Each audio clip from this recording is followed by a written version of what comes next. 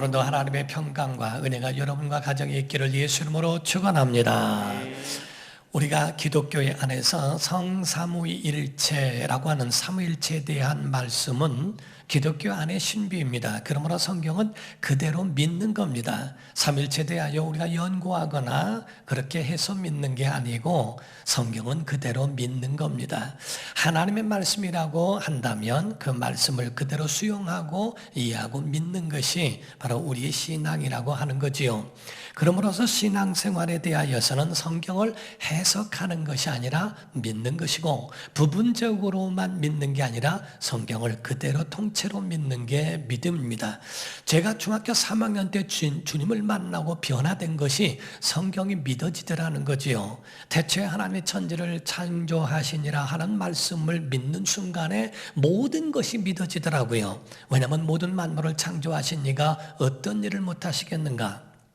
홍해를 가르시는 일, 또 아이를 처녀 몸에서 아이를 낳게 하고 나이 든 사라의 몸에서 애를 갖게 하는 일들이 과연 하나님에게로부터 그게 불가능할까? 천지 만물을 창조하신 분에게는 다 가능할 수 있다는 것을 전제할 때는 성경 안에 있는 모든 것들이 그대로 다 그 마음속에 믿어지더라 하는 겁니다. 그러므로서 우린 정립해야 될 것은 하나님은 논쟁의 대상이 아니요, 바로 경배의 대상인 줄로 믿습니다. 예수 그리스도는 이해의 대상이 아니라 믿음의 대상인 줄로 믿습니다. 성령님에 대해서는 우리가 연구해야 할 대상이 아니라 순종의 대상인 줄로 믿습니다. 창세기 1장 1절을 보게 되면 태초에 하나님이 천지를 창조하시니라 라고 선포하고 시작합니다.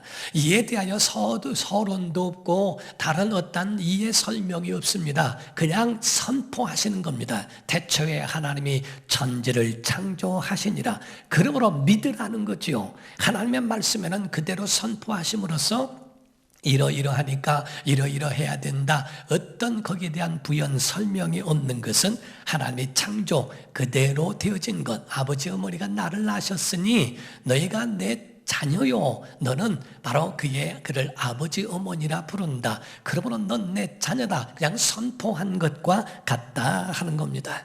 그런데 2절에 보게 되니까요, 2절에 땅이 혼돈하고 공허하며 흑암이 깊음 위에 있고 하나님의 영은 수면 위에 운행하시니라 라고 되어 있습니다.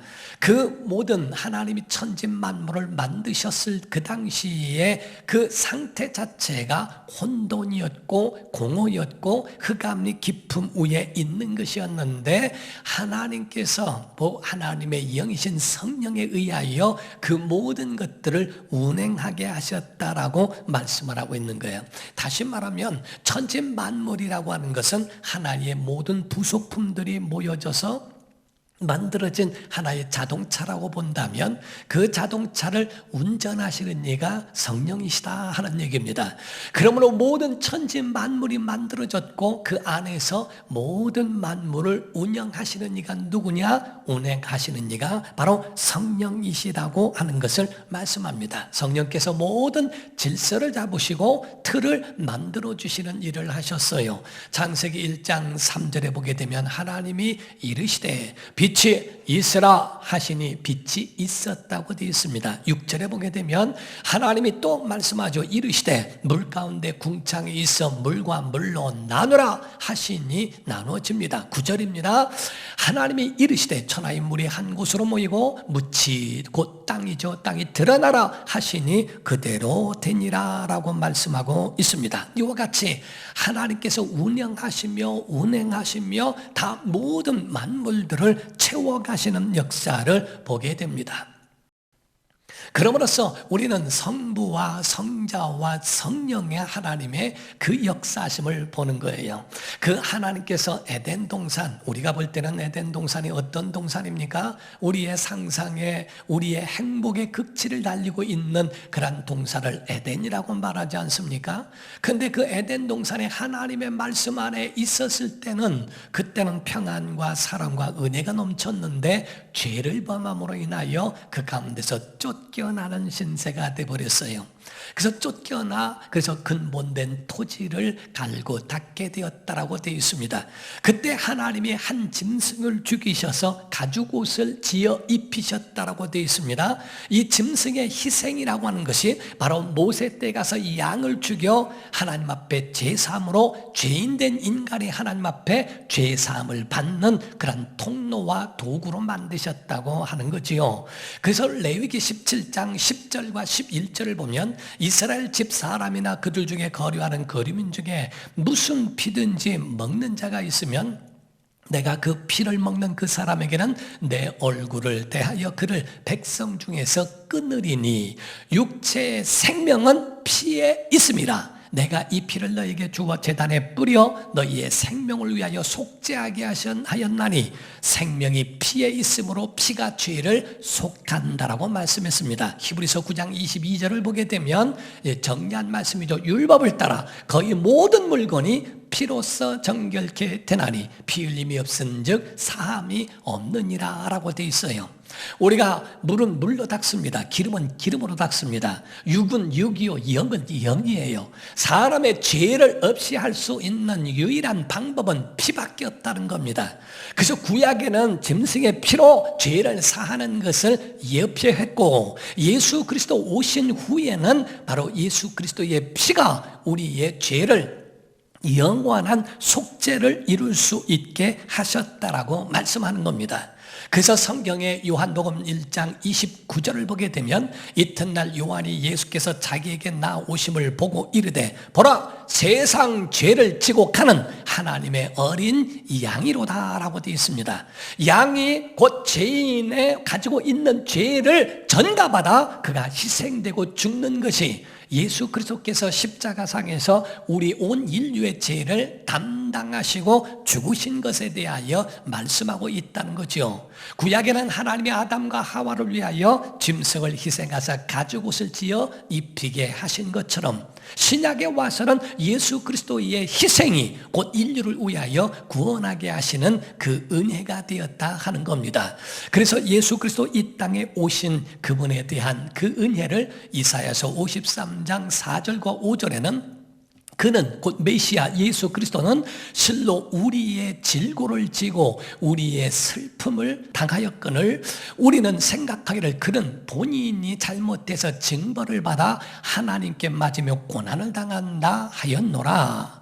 예수 그리스도의 찔림은 우리의 허물 때문이요 예수님의 상함은 우리의 죄악 때문이라. 예수님의 징계를 받음으로 우리는 평화를 누리고 예수님의 채찍에 맞음으로 우리는 나음을 받았도다 라고 되어 있습니다. 이사야서에 말씀하고 있는 그 예언이 예수 그리스도를 통하여 완전히 이루어졌다 하는 거예요.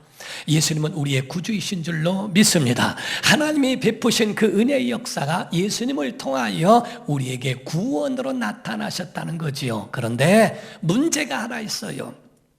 이를 믿지 않으면 구원과 상관이 없다는 겁니다. 예수 그리스도의 그 은혜를 내가 믿고 영접하고 수용해야 하는데 그렇지 않으면 주님과 상관이 없다는 겁니다. 영접하는 자 곧 그 이름을 믿는 자들에게는 하나님의 자녀가 되는 권세를 주셨지만은 영접하지도 아니하고 믿지 아니하고 수용하지 않으면 그의 자녀도 될 수 없고 구원이 그에게 미치지 못한다는 겁니다. 그래서 이를 믿게 하시는 이가 누구냐? 그가 바로 성령님이시다 하는 겁니다. 성령의 역사는 우리가 예수 그리스도를 영접하게 하시고 감동을 받게 하시고 예수 그리스도를 믿을 수 있는 그 은혜의 역사로 우리를 이끄시는 이가 누구냐? 바로 성령이시다라고 성경은 말씀하고 있다는 사실이지요. 고린도전서 12장 3절입니다. 그러므로 내가 너에게 알리노니 하나님의 영으로 말하는 자는 누구든지 예수님을 저주하지 않는다는 겁니다. 저주할 자라 하지 아니하고 또 성령으로 아니하고는 누구든지 예수를 주시라 할 수 없느니라. 예수님을 여러분의 구주로 믿으시면 아멘 하십시오. 이것은 여러분의 의지도 있지만 성령께서 믿어지는 능력을 주셨다는 겁니다. 제가 곧 중학교 때에 3학년 때 주님을 만나게 됩니다. 그때에 정말 예수님을 내 구주로 믿어지는 믿음이 생겼어요. 성경에 있는 모든 말씀이 내 안에 완전히 믿음으로 나온 것에 대하여 너무나 신기하더라는 거지요. 이와 같은 마음을 하나님이 주셨다는 겁니다. 오늘날 많은 사람들은요, 교회를 내가 오고 싶어서 오고 내가 가고 싶어서 가고 하는 줄로 생각을 해요. 아닙니다. 성경 주님은 우리에게 말씀하셨어요. 요한복음 6장 43절 44절을 보면 예수께서 대답하여 이르시되 너희는 서로 수군거리지 말라. 나를 보내신 아버지께서 이끌지 아니하시면 아무도 내게 올 수 없으니 오는 그를 내가 마지막 날에 다시 살리리라. 오늘 하나님이 여러분을 부르셨다는 겁니다. 하나님이 여러분을 부르셨고 여러분은 응답했고 하나님 앞에 나와 예배하는 것이 하나님과 우리의 관계 속에서 분명하게 이루어진 것이지, 그냥 내가 오고 싶은 내 마음대로 오고 내가 가고 싶은 내 의지만은 결단코 아니라는 거예요. 예수께서 아버지께서 내게 이끌지 아니하시면 결단코 아무도 내게 올 수 없다고 말씀했어요.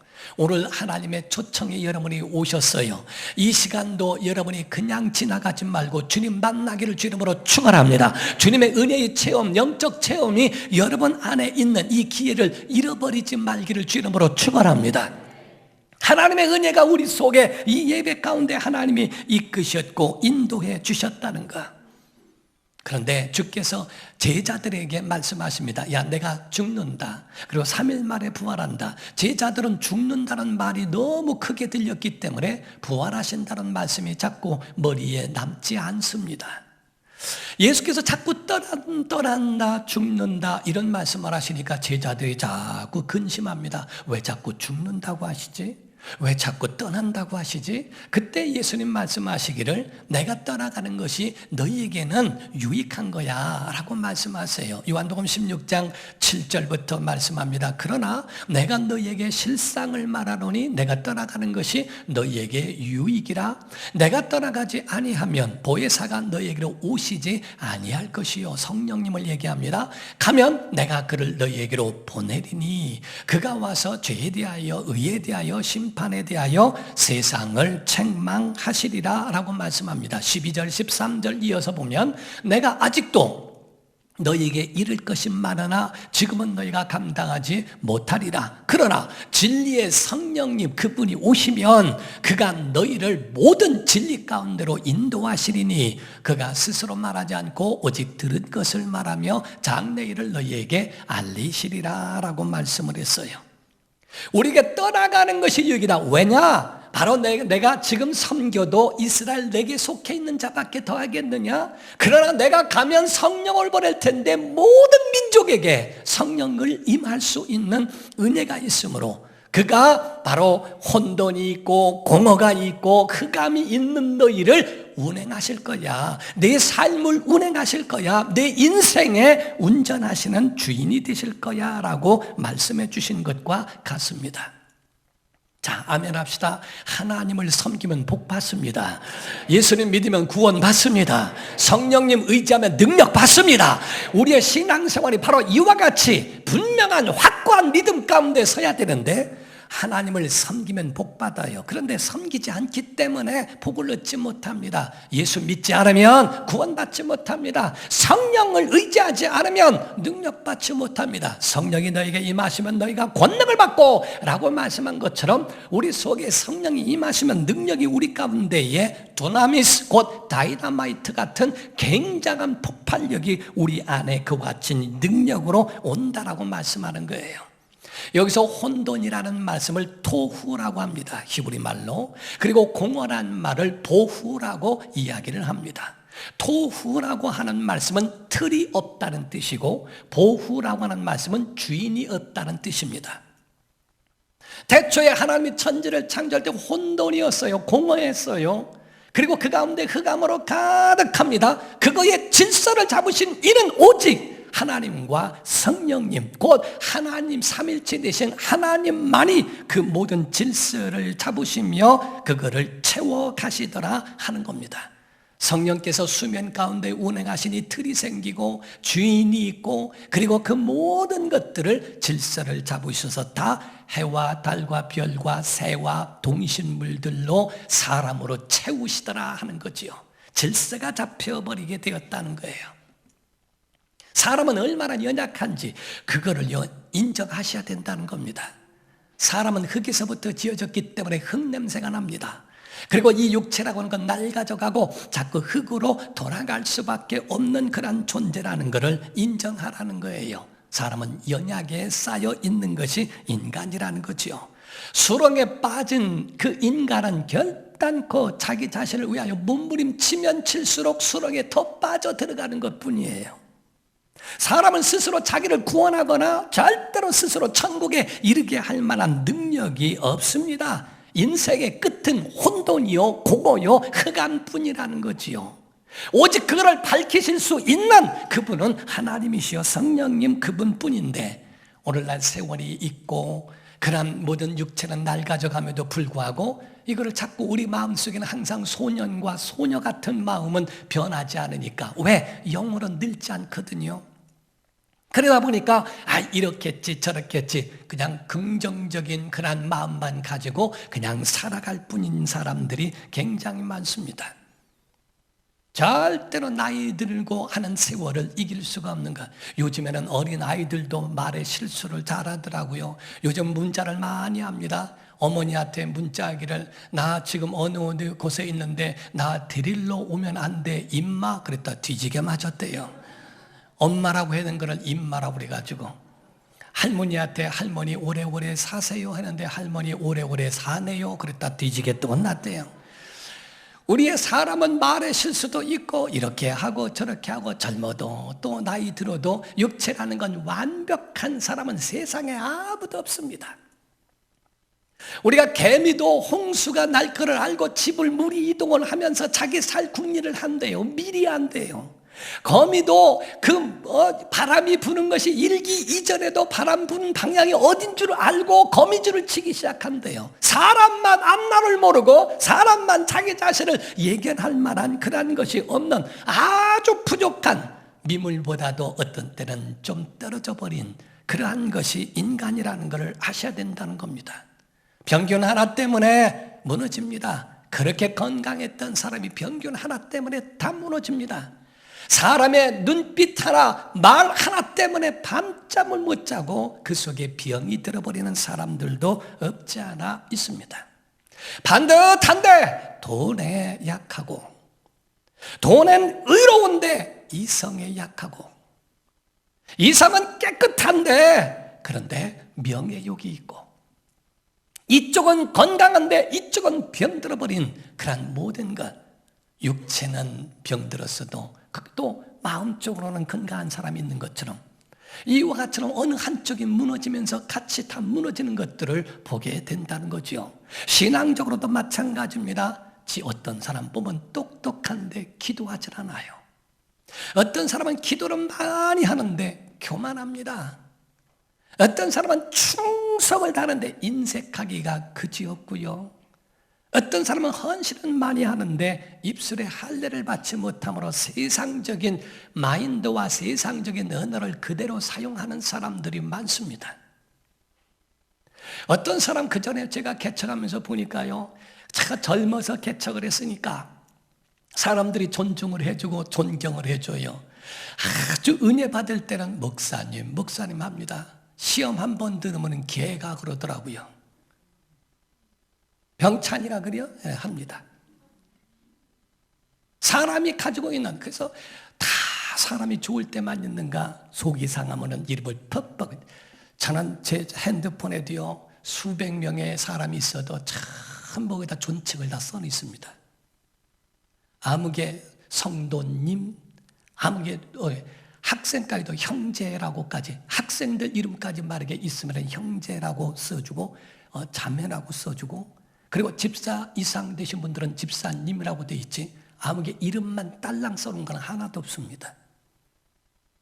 모든 사람들에게 존중해주고 아무리 그런 부분이 있어도 해야 되는데, 우리의 마음속에 마음 따라 나를 좋아하는 사람만 좋아하면 바리새인과 다를 바가 뭐냐. 모든 사람 너희가 대하여 이와 같이 해야 된다고 하는데 우리 마음조차도 내가 컨트롤할 수 없는 것이, 그게 바로 인간이요 연약에 둘러싸여 있는 자들이라는 거지요. 그 마음을 하나님이 잡아주지 않으면 벽에 종이를 갖다가 붙이면 떨어집니다. 접착제를 붙여서 붙이면 딱 붙습니다. 우리 속에 하나님의 능력으로 역사하시는 이가 성령께서 우리를 잡아주시면 할 수 있다는 겁니다.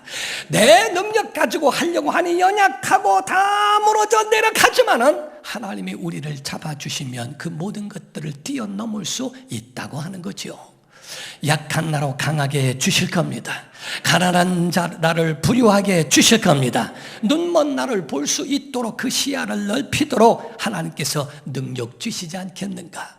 그래서 예수님 가시면서 내가 하늘로 간다, 가는 것이 차라리 너에게 유익하다. 왜? 바로 성령님이 너의 인생을 다스려주고 너의 인생을 운전해 주시기 때문이다 라고 말씀한 거예요. 성령 받으면 정신이 나가는 게 아닙니다. 성령 받으면 내 모든 삶이 막 붕붕 떠다니는 것이 아닙니다. 우리의 직접적인 삶 속에 성령께서 우리의 모든 마음에 직접적 유익을 주시는 분이시라. 그래서 고린도전서 12장 4절부터 7절을 보면요, 은사는 여러 가지나 성령은 같고 직분은 여러 가지나 주는 같으며 또 사역은 여러 가지나 모든 것을 모든 사람 가운데서 이루시는 하나님은 같으니 각 사람에게 성령을 나타내심은 유익하게 하려 하십니다 라고 되어 있어요. 로마서 8장 26절에도 이런 말씀이 있습니다. 이와 같이 성령도 우리의 연약함을 도우시나니 라고 되어 있어요. 여러분이 어떤 면에 연약할지라도 우리를 도와주신다고 말씀합니다. 그러므로 말할 수 없는 탄식으로 우리를 위하여 간구하시고 기도해 주시는 이가 바로 성령이시라고 성경은 우리에게 말씀하고 있다는 거죠. 제자들의 삶도 달라졌습니다. 성령 받기 이전에는 얼마나 주님에 대하여 육체적인 육의 사람으로 살았는가. 육의 사람이요, 권력 가지고 또 살아가다가 나중에는 배신합니다. 그리고 그렇게 비열할 수가 없어요. 계집종 앞에서도 나 예수는 모른다고 얘기합니다. 주님이 막 힘 있는 것 같을 때는 옆에서 누가 크냐, 내가 크다 하고 이야기하면서 주님이 딱 잡히시는 순간에는 탁 돌아서 버리고 배신하고 그 가운데 비열하게 돌아섰던 그런 인간이 성령 받은 다음부터는 그 제자들이요 정말 완전히 바뀌어져 버립니다. 성령 충만합니다. 영적 사람 됩니다. 하늘 사람 됩니다. 하늘의 권세로 삽니다. 세상을 두려워하지 아니하고 죽음을 두려워하지 않습니다. 그 가운데에 정말 목숨을 내놓는 순교도 마다하지 않는 믿음의 사람으로 변화되더라는 거지요. 사랑하는 성도 여러분, 지금도 혼돈과 공허와 흑암이라고 하는 것은 지금도 여전합니다. 질서를 잡고 자리를 잡으실 수 있는 분은 하나님이시며 성령님인 줄로 믿습니다. 바로 그분이 오늘 이 시간 예배를 운영하시기를 예수 이름으로 축원합니다. 하나님의 말씀이 있어요. 말씀과 성령은 하나입니다. 말씀이 있을 때는 바로 성령의 역사가 있고 성령의 역사가 있는 곳에는 하나님의 말씀도 함께 있거든요. 그런데 어떤 사람들은 성경 하는 사람들은 하나님의 능력을 인정하지 않는 사람들이 있고 성령의 역사로 많은 능력을 행하는 사람들은 비성경적인 것들로 성경처럼 말하고 있는 우를 범하는 경우도 있더라 하는 거죠. 정립을 합니다. 성경은 하나님의 성령의 감동으로 쓰여진 줄로 믿습니다. 성령의 역사하심은 절대로 성경을 초월하지 않습니다. 그래서 마틴 루터는 말하기를 성령은 성경을 수레 삼고 오신다라고 말씀을 해요. 기차가 레일 위를 지나가는 것처럼 성령님은 하나님의 말씀 위에 역사하는 것이지 하나님의 말씀과 동떨어진 것으로 역사하시는 일이 없다는 거죠. 여러분의 눈을 넓히기를 주 이름으로 축원합니다. 그래서 여기에 하나 가만히 있는 내 육체적인 눈 시야에서 좀 넓혀보세요. 성령으로 한번 해보세요. 일본의 관상어 가운데 고이라고 하는 물고기가 있다고 그래요. 이 고이라고 하는 물고기는 수족관에서 살 때는 5cm 산답니다. 그런데 연못에서 살 때는 25cm까지 자란답니다. 그런데 그걸 강물에다가 내놓게 되면 1m까지 큰대요. 어떤 환경이냐에 따라서 그것이 5cm도 되고 25cm도 되고 1m까지 자랄 수 있는가. 여러분이 육으로 살 땐 육의 사람입니다. 그러나 성령의 감동으로 살 때는 성령의 사람으로 바뀌어진다는 거지요. 여러분의 믿음의 그릇이 넓어지기를 주 이름으로 축원합니다. 하나님의 말씀으로 그렇게 세워져야 한다 이 말이에요. 어떤 맹인이 있는데요, 맹인 소녀가 있었대요. 어렸을 적부터 태어날 때부터 앞이 보이지 않았다는 거예요. 명의를 만나서 진찰한 결과 보일 수 있겠다고 개안 수술을 했는데 눈이 보였답니다. 보이는 그 순간에 아름다운 어머니를 보고, 그리고 선생님을 보고, 그리고 있으면서 바깥의 창문을 보면서 아름다운 나무와 꽃들을 보고 새들을 보면서 어머니에게 말하기를, 엄마, 엄마, 왜 이렇게 세상이 아름답다고 하는 것을 내게 말해주지 않았어요? 온 세상이 이렇게 아름다운데 왜 나에게 이렇게 아름다움을 말해주지 않았나요? 라고 얘기했답니다. 그때 엄마의 대답은 다른 것이 아니라, 사랑하는 딸아, 내가 왜 너에게 말을 안 했겠니? 너에게 아름다운 세상에 대하여 수없이 말했는데 내가 느끼지 못한 것뿐이야. 하나님의 은혜는 장대비같이 내리며 예배 가운데 하나님의 역사는 그와 같이 많은데, 오늘 예배 가운데 하나님을 느끼지 못하고 하나님의 말씀을 듣지 못하는 일들이 얼마나 많이 있느냐 하는 거죠. 이 시대도 여러분 심령은 혼돈이 있지 않습니까? 여러분 심령 가운데 공허함이 있지는 않습니까? 과연 성령께서 운행하실 때 그게 틀이 잡히고 질서가 잡힌다고 하는 그 사실을 여러분이 믿느냐 하는 거죠. 성령님이 도우시면 살아납니다. 성령님이 역사하시면 깨어날 수 있습니다. 에스겔서에 보게 되면 에스겔 골짜기에 대해서 말하고 있어요. 에스겔서 37장 1절부터 봅니다. 5절까지 보면, 여호와께서 권능으로 내게 임재하시고 그의 영으로, 성령으로 나를 데리고 가서 골짜기 가운데 두셨는데 거기 뼈가 가득하더라. 나를 그 뼈 사방으로 지나가게 하시고로 본즉 그 골짜기 지면에 뼈가 심이 많고 아주 말랐더라. 죽었고 아니 썩은 냄새가 나고 할 정도로 뼈만 남았다는 거죠. 그가 내게 이르시되, 인자야 이 뼈들이 능히 살 수 있겠느냐 하시기로, 내가 대답하되 주 여호와여 주께서 아시나이다. 또 내게 이르시되, 너는 이 모든 뼈에게 말씀하라. 대언하여 이르기를, 너희 마른 뼈들아 여호와의 말씀을 들을지어다. 주 여호와께서 이 뼈들에게 이같이 말씀하시기를. 자, 하나님의 영이 역사하고 하나님의 말씀으로 명령하는 거죠. 말씀하시기를, 내가 생기를 너희에게 들어가게 하리니 너희가 살아나리라. 이렇게 되어 있어요. 예배 가운데 성령의 역사가 있고 하나님의 말씀이 있는 줄로 믿습니다. 이 말씀을 듣는 자 살아나게 되어 있다 얘기야. 성령의 역사가 일어날 때 바로 예배 가운데 하나님의 크고 놀라운 은혜의 역사가 여러분 몸과 여러분의 가정과 여러분의 삶 속에 이루어질 줄로 믿습니다. 이게 바로 하나님이 말씀하시는 그러한 예배라 이 말이에요. 마른 뼈 같은 것이 죽은 영혼이에요. 오늘날 코로나로 인하여 또한 여러분 모든 세상의 삶을 통하여 여러분이 심령이 죽어버렸다 이 말이야. 기도 생활이 죽었고 처음 주님을 만났던 그 감격이 죽어버렸고, 여러분 속에 있었던 모든 전도의 열정과 예배의 감동, 예배에 오더라도 두려움과 예배에 가지고 있는 이 모든 것들이 심령이 탈진돼 버렸고, 옛날 말 그리워하는 그런 심령은 안 됐습니까? 여전히 혼돈이 있고 공허함이 있고 여전히 흑암 속에 있는 건 아닙니까? 여러분의 심령의 주인은 누구냐는 겁니다. 성경이 우리에게 말씀하고 있는 건 바로 그거예요. 그러나 주의 말씀을 듣고 성령님 역사하시면, 살아나면 기도가 살아나게 되어 있습니다. 예배가 살아나게 되어 있습니다. 여러분 심령도 살아나게 되어 있습니다. 상상만이 아닙니다. 여러분의 세포가 살아나고 여러분 심령이 살아나게 되어 있다니까요. 성령과 함께 살아가는 사람들, 청소하면서도 은혜를 받습니다. 예배 가운데 눈물이 나고요, 자동차 운전하면서도 주님의 은혜를 깨닫게 됩니다. 그 모든 역사는 성령께서 하시는 거예요. 어떤 목사님, 사모님의 간증을 들은 바 있습니다. 오래전 얘기예요. 시골에서 목회를 하는데 사모님이 하루는 설거지를 하면서 막 찬송하다가 울더래요. 그때 목사님이 막 찬송하다가 우는 소리를 듣고 가서 여보 웬일이야 하고 얘기를 했더니 하는 말이 너무 설거지하다 은혜를 받았어요. 어떤 은혜인데? 라고 했더니 당신이 먹는 그 밥그릇인데요 하면서 얘기를 했더래요. 시골이었는데 그 목사님 집에 그 사택 안에 요강이 하나 있었대요. 근데 장로님이 오시더니 하는 말씀이 그 요강 놔달라고 그러더래요. 안 쓰시면.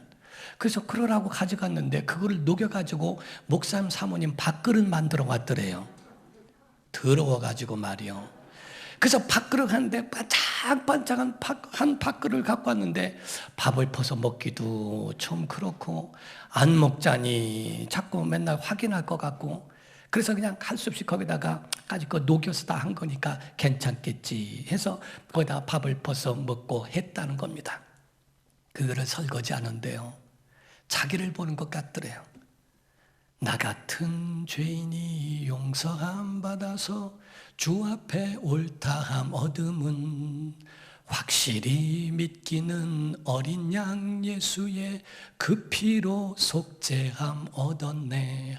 그 찬송을 하는데 나 같은 죄인이 용서함 받아서 이 요강이 이게 녹여져서 목사님과 사모님의 밥그릇이 되어 밥상에 올라가는 것처럼 나 같은 죄인이 예수의 피로 죄사함 받아 하나님 자녀가 됐다는 것에 너무 감격이 돼가지고 그게 막 솟구쳐 올라와서 그래서 우는 거라고 하더래요. 그러면서 3절을 바꿔서 나 같은 쌍놈이 이렇게 돼요. 그래서 목사님도 같이 그 찬송을 해가면서 막 울었대요. 정말 설거지에다가도 은혜를 받고 운전하다가도 은혜를 받고 어디를 가든지 하나님께서 이루시는 그 역사를 보며 정말 여러분 예배 가운데에요 성령께서 역사하시는 예배가 돼야 됩니다. 여러분의 가정 성령께서 인도하셔야 한다 이 말이에요. 라마나옳 같은 교회라 하는 말씀을 한 적이 있어요. 사무엘상 19장을 보시게 되면 18절부터 24절입니다. 다윗이 도피했어요. 사울이라는 왕이 장인어른인데 다윗을 죽인대요. 그래서 도망갔습니다. 도피하여 라마로 가서 사무엘에게로 나아가서 사울이 자기에게 행한 일을 다 전했어요. 이렇게 공격하고 자기를 죽이려고 했다는 말을 목사님에게 얘기한 거죠. 다윗과 사무엘이 나요스로 가서 살았더다. 곧 천안에 있는 두정동에서 살았다 이 말이에요. 어떤 사람이 사울에게 전하여 이르되 다윗이 라마나요스에 있더이다 하매 사울이 다윗을 잡으러 전령들을 보냈더니 그들이 선지자 무리가 예언하는 것과 사무엘이 그들의 수령으로 선 것을 볼 때에 하나님의 영이 사울의 전령들에게 임하매 그들도 예언을 한지라. 어떤 사람이 그것을 사울에게 알림해 사울이 다른 전령을 보냈더니 그들도 예언을 했으므로 사울이 세 번째 다시 전령들을 보냈더니 그들도 예언을 한지라. 이에 사울도 라마로 가서 세구에 있는 큰 우물에 도착하여 물어 이르되 사무엘과 다윗이 어디 있느냐. 어떤 사람이 이르되 라마나요스에 있나이다. 사울이 라마나요스로 가니라 하나님의 영이 그에게도 임하시니 그가 라마나요스에 이르기까지 걸어가며 예언을 하였으며 그가 또 그의 옷을 벗고 사무엘 앞에서 예언을 하며 하루 밤낮을 벗은 몸으로 누웠더라. 그러므로 속담에 이르기를 사울도 선지자 중에 있느냐 하니라. 선지자도 아닌데 선지자같이 예언도 하고 하니 참 우습더라 이 말이야.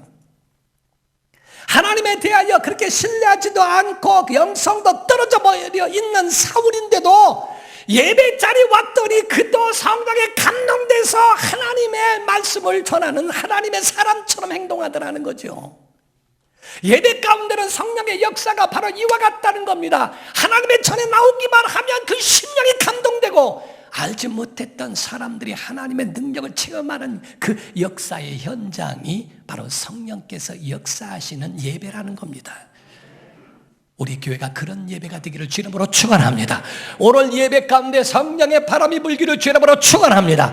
사도행전 9장 31절에 이런 말씀이 있습니다. 그리하여 온 유대와 갈릴리와 사마리아 교회가 평안하여 든든히 서가고 첫 번째로 주님을 경외함과 두 번째로 성령의 위로로, 이 위로란 말은 성령의 후원으로 성령의 역사로 하는 말입니다. 위로로 진행하여 수가 더 많아지니라.